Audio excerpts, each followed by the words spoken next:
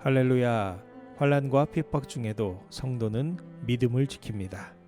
2020년 7월 15일 수요일 아침입니다. 오늘 주시는 하나님의 말씀은 시편 147편 12절에서 20절까지의 말씀입니다. 함께 읽으시겠습니다. 예루살렘아, 여호와를 찬송할지어다. 시온아, 내 하나님을 찬양할지어다.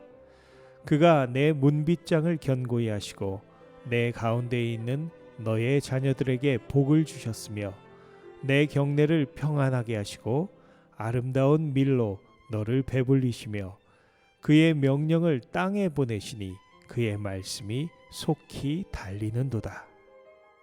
눈을 양털같이 내리시며 서리를 재같이 흩으시며 우박을 떡 부스러기같이 뿌리시나니 누가 능히 그의 추위를 감당하리요.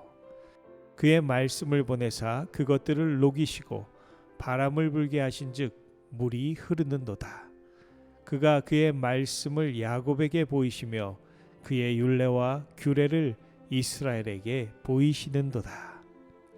그는 어느 민족에게도 이와 같이 행하지 아니하셨나니 그들은 그의 법도를 알지 못하였도다. 할렐루야. 7월 14일자 신문에서 흥미로운 기사를 읽었습니다. 1954년 소더비 런던 경매장에서 단돈 56달러, 약 63만 원에 넘겨졌던 중국 꽃병이 유럽의 외딴 시골집에 소장되어 있다가 50여 년 만에 다시 세상에 나와서 908만 4,486달러, 한화로 약 109억 5천만 원에 낙찰되었다는 이야기였습니다. 정교한 디자인의 금박으로 둘러싸인 외관과 손잡이 부분에는 용 모양의 장식이 화려한 이 꽃병은 반세기도 넘는 세월을 개와 고양이 여러 마리를 비롯한 애완동물이 가득한 집에서 숨어 있다가 다행히 파손되지 않고 제 모습을 간직한 채 빛을 보게 되었는데, 놀랍게도 이 꽃병의 정체가 18세기 중국 청나라 6대 황제인 건융제 때 만들어져 황제에게 극찬을 받았던 작품이란 사실입니다.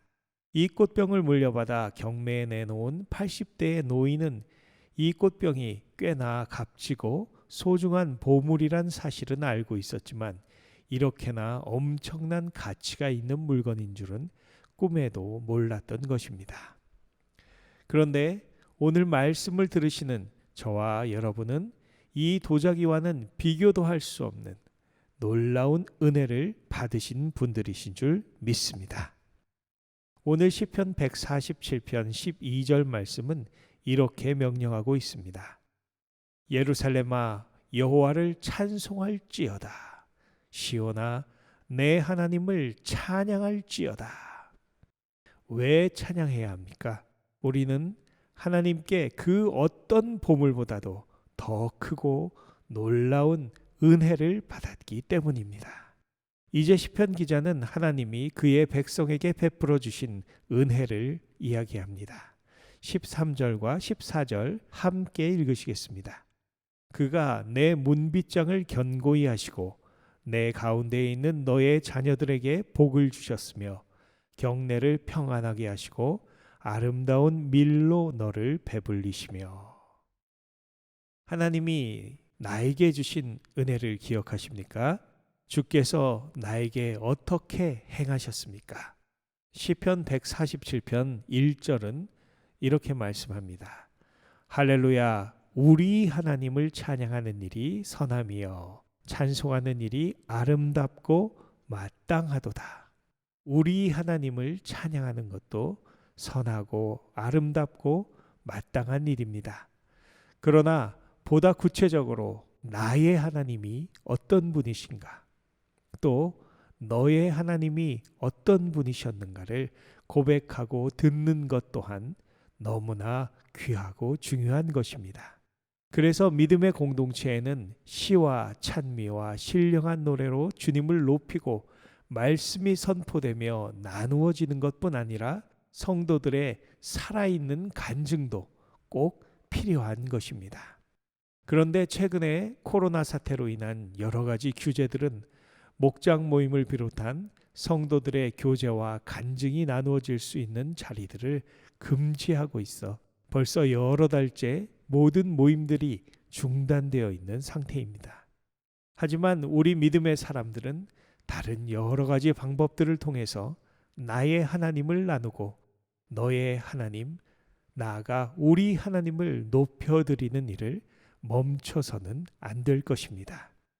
나성한인교회에서도 신동철 담임 목사님 이하 여러 사역자분들께서 카톡, 줌, 유튜브 등 여러 가지 방법으로 주의 은혜를 나누어 오셨고 앞으로도 다양한 인터넷 방송 등 여러 가지 매체를 통해서 더욱 생명의 복음의 사역들이 멈추지 않도록 계획하고 있습니다. 이를 위해서 성도님들의 기도와 후원, 참여를 부탁드립니다.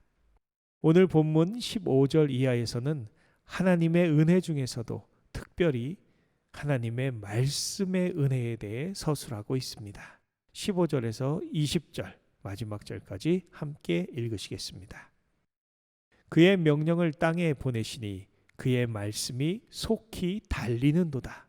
눈을 양털같이 내리시며 서리를 재같이 흩으시며 우박을 떡 부스러기같이 뿌리시나니 누가 능히 그의 추위를 감당하리요. 그의 말씀을 보내사 그것들을 녹이시고 바람을 불게 하신즉 물이 흐르는도다. 그가 그의 말씀을 야곱에게 보이시며 그의 율례와 규례를 이스라엘에게 보이시는도다. 그는 어느 민족에게도 이같이 행하지 아니하셨나니 그들은 그의 법도를 알지 못하였도다. 할렐루야. 그렇습니다. 하나님께서 그의 백성 이스라엘에게 베풀어 주신 은혜 중에서도 말씀을 그들에게 주신 것은 어느 민족에게도 이와 같이 행하지 아니하신 가장 특별하고 감사할 만한 은혜입니다. 그래서 구약을 받은 유대인들은 토라라고 하는 모세 오경을 매우 거룩하게 여기고 묵상하고 암송하는 일에 많은 시간과 정성을 쏟습니다. 어릴 때부터 말씀을 가르치고 4살이 되면 하루 3시간씩 토라를 암송하게 하며 13살이 되어 성인식을 치를 때에는 모세 오경 중 최소한 한 권은 암송을 해야 된다고 합니다. 그 결과로 유태인의 아이들은 다른 민족의 아이들에 비해 언어 인지력이 2배 가까이 높고 말씀을 통해 독서 습관, 이해력과 몰입도 등 사유의 폭과 깊이가 뛰어나게 되어 자라나서는 각 분야에서 월등한 결과를 이루게 된다고 합니다. 그런데 우리들에게는 더욱 큰 은혜가 있습니다.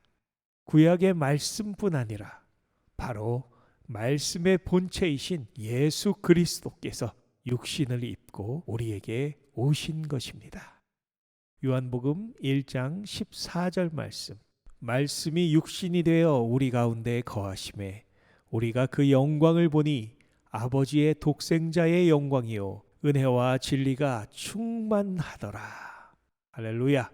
이 예수를 믿고 이제 성령으로 하나님의 말씀이 내 안에 거하시니 얼마나 놀랍고 감사한 일입니까?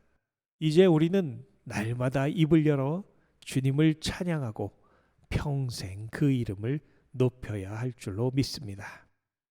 나의 기쁨, 나의 소망 되시며 나의 생명이 되신 주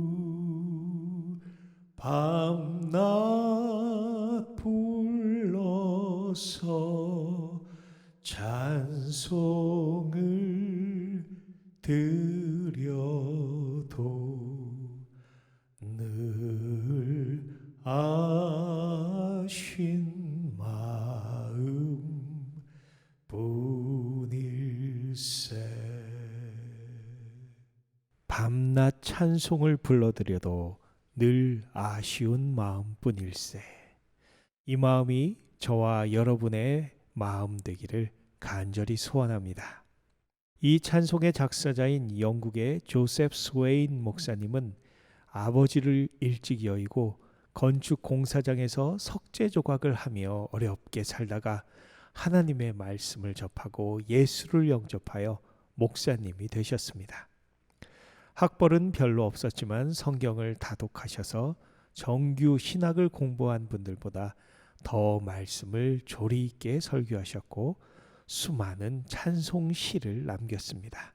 비록 35이라는 젊은 나이에 주님의 부르심을 받으셨지만 이제는 밤도 낮도 없이 영원히 주의 영광으로 가득한 천국에서 주님을 아쉬운 마음 없이 마음껏 찬송하고 계실 줄 믿습니다. 우리도 그렇게 영원한 찬송을 드릴 그 나라를 사모하고 있습니까?